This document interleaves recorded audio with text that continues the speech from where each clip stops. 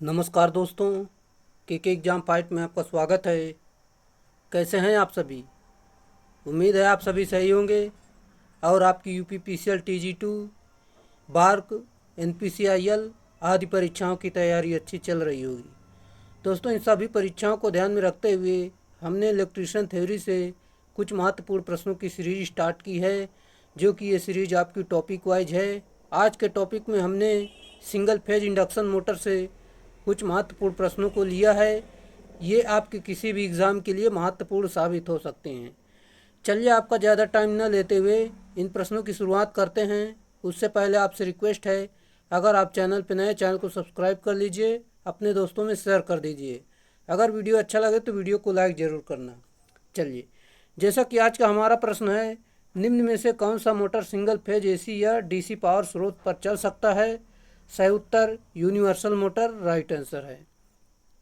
जैसा कि universal motor AC या डीसी पावर स्रोत पर चल सकता है, यह दिक् परिवर्तक डीसी सीरीज मोटर है। यूनिवर्सल मोटर सीरीज कुंडलित यानी वाइंडिंग तथा उच्च प्रारंभिक बलाघूर्ण वाली होती है।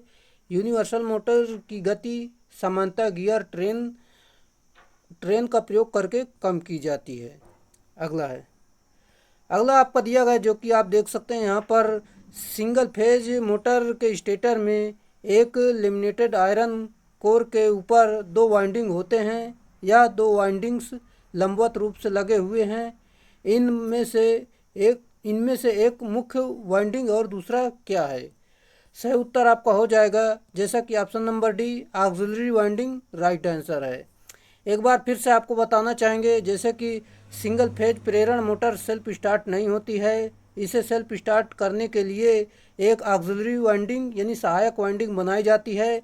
इस प्रकार सिंगल फेज प्रेरण मोटर मुख्य रूप से दो वाइंडिंग की जाती हैं सिंगल फेज में। जैसा कि यहाँ पर हम देखते हैं, ऑक्सिलरी वाइंडिंग जो पतले तार की कम टर्न देकर बनाई जाती है, इसका प्रतिरोध अधिक तथा प्रतिघात कम होता है। रनिंग वाइंडिंग या मेन वाइंडिंग जो मोटे तार या अधिक टर्न देकर बनाया जाता है, इसका प्रतिरोध कम तथा प्रतिघात अधिक होता है। अगला आपका दिया गया, जैसा कि आप देख सकते हैं, इनमें से कौन सा सिंगल फेज इंडक्शन मोटर का एक प्रकार नहीं है? राइट आंसर आपका हो जाएगा, जैसा कि option number C, slip ring induction motor इसका राइट आंसर है। चलिए, जैसे कि आपको व्याख्या एक बार फिर से बता देते हैं, जैसा कि slip ring induction motor single phase motor का एक प्रकार नहीं है। यह एक 3 फेज इंडक्शन मोटर का प्रकार है, जिसका रोटर फेज वेस्टिड होता है। इसके रोटर शाफ्ट पर 3 स्लिप रिंग लगी होती हैं। मोटर को प्रारंभ करते समय इन स्लिप रिंगों पर लगे ब्रशों द्वारा रोटर परिपथ में अतिरिक्त प्रतिरोध जोड़ा जाता है। अगला आपका दिया गया, जैसा कि आप देख सकते हैं यहाँ पर, यदि 230 वोल्ट डीसी और सीरीज मोटर को 230 वोल्ट एसी आपूर्ति से जोड़ दिया जाए तो क्या होगा? सही उत्तर आपका हो जाएगा यहाँ पर ऑप्शन नंबर डी, जैसा कि मोटर कम दक्षता और अधिक स्पार्किंग के साथ चलेगी। ये इसका राइट आंसर है। चलिए, व्याख्या देख लेते हैं, जो कि आपकी दी गई है। डीसी सीरीज मोटर को एसी सप्लाई से जोड़ने पर मोटर कम दक्षता और अधिक स्पार्किंग के साथ चलेगी, जो कि हमने आपको बता दिया। और डीसी सीरीज मोटर को एसी सप्लाई से संयोजित करने पर क्या होता है? जैसे कि स्टेटर में भंवर धारा हानि बढ़ जाती है, आर्मेचर कॉइल में प्रतिघात बढ़ने से कम्यूटेटर पर स्पार्किंग बढ़ जाती है, और रिएक्टिव वोल्टापात बढ़ जाता है तथा बैक ईएमएफ घट जाता है। अगला पॉइंट है, ईबी घटने से गति घट जाती है, यानी विद्युत वाहक बल घटने से गति घट जाती है। मशीन की शक्ति गुणक अति निम्न हो जाती है, और विद्युत वाहक बल ईबी घटने से टार्क घट जाता है। टार्क घटने से आउटपुट भी घट जाता है। अगला आपका दिया गया है, जैसे कि यूनिवर्सल मोटर में कंपनसेटिंग वाइंडिंग किस लिए प्रयुक्त की जाती है? सही उत्तर आर्मेचर प्रतिक्रिया के प्रभाव को कम करने के लिए राइट आंसर है। व्याख्या देखते हैं जो कि आपकी दी गई है, जैसे कि कंपनसेटिंग वाइंडिंग के द्वारा आर्मेचर प्रतिक्रिया के क्रॉस मैग्नेटिजिंग प्रभाव को कम करने के लिए प्रयोग किया जाता है। कंपनसेटिंग वाइंडिंग आर्मेचर के सीरीज में जुड़ा होता है। यह आर्मेचर प्रतिक्रिया के प्रभाव को कम करता है। अगला है हेयर ड्रायर, वैक्यूम क्लीनर और घरेलू खाद्य प्रोसेसर निम्नलिखित में से कौन सा मोटर प्रयुक्त किया जाता है? सही उत्तर यूनिवर्सल मोटर राइट आंसर है। एक बार यूनिवर्सल मोटर के बारे में हम आपको फिर से बताना चाहेंगे, जैसे कि हेयर ड्रायर, वैक्यूम क्लीनर और घरेलू खाद्य प्रोसेसर में यूनिवर्सल मोटर का प्रयोग किया जाता है। यह एक सीरीज मोटर होती है, इसलिए इसे स्टार्टिंग टार्क अधिक तथा रनिंग गति भी अधिक होती है। और इसका स्टार्टिंग टार्क तथा गति क्रमशः देख सकते हैं 3T, यानी गति जो होती है 3000 से लेकर 15000 RPM तक होती है। इसको AC और DC दोनों सप्लाई पर चलाया जा सकता है। अगला है टाइमिंग और कंट्रोल प्रोसेस के लिए प्रयुक्त मोटर कौन सी है? सही उत्तर रिलक्टेंस मोटर राइट आंसर है। व्याख्या देखते हैं जो कि आपकी दी गई है। टाइमिंग और नियंत्रण प्रणाली के लिए रिलक्टेंस मोटर का प्रयोग किया जाता है। यह एक सिंक्रोनस मोटर होती है, इसलिए इसकी गति को सूक्ष्मता के साथ कंट्रोल किया जा सकता है। इसमें 3 फेज तुल्यकालिक मोटर की तरह स्लिप रिंग ब्रश तथा अंततः कुंडली नहीं होती है, इसलिए इसकी संरचना सामान्य होती है और जिसके कारण शोर नहीं होता है। इसका प्रयोग रिकॉर्डिंग उपयंत्र, इलेक्ट्रिक क्लॉक आदि में किया जाता है। अगला आपका दिया गया है निम्नलिखित में से कौन सा मोटर सिंगल फेज AC या DC पावर स्रोत पर चल सकता है? सही उत्तर यूनिवर्सल मोटर राइट आंसर है। इसको हमने कई बार आपको बताया है। अगला है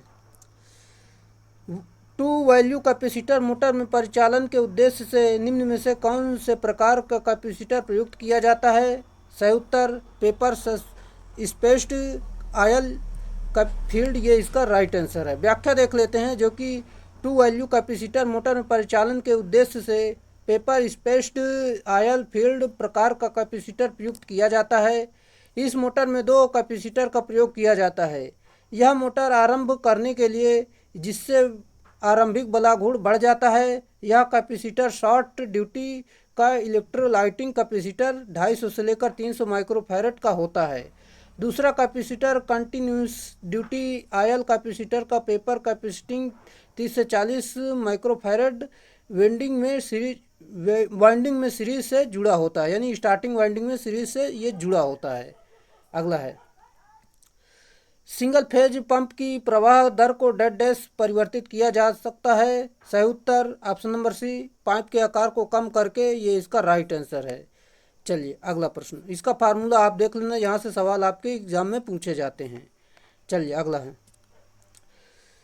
एक सार्वत्रिक मोटर यानी यूनिवर्सल मोटर में समानता ब्रश की चौड़ाई और कम्यूटेटर सेगमेंट की चौड़ाई का अनुपात क्या है? सही उत्तर ऑप्शन नंबर डी, जो कि 2:1, ये इसका सही उत्तर है। जैसा कि यूनिवर्सल मोटर में सामान्यतः ब्रश की चौड़ाई और कम्यूटेटर सेगमेंट की चौड़ाई का अनुपात 2:1 होता है, अर्थात ब्रश के नीचे 2 कम्यूटेटर सेगमेंट होगा।